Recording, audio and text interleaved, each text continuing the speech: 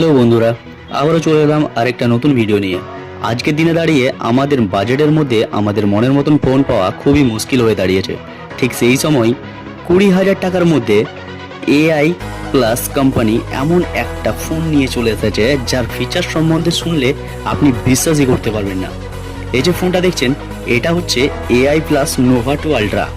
এই ফোনটার মধ্যে রয়েছে 1.5K AMOLED display, 50 megapixel Sony IMX752 rear camera, থাকছে ডায়মেনসিটি 7400 ফ্ল্যাগশিপ চিপসেট।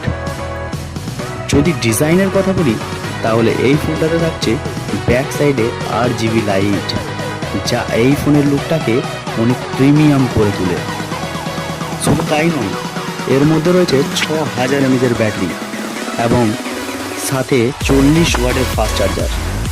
এই ফোনটাকে সব থেকে বেস্ট প্রাইসের মধ্যে নিতে হলে আপনাকে আজই চলে আসতে হবে আমাদের স্টোরে। আমাদের স্টোরের নাম হলো MS দত্ত।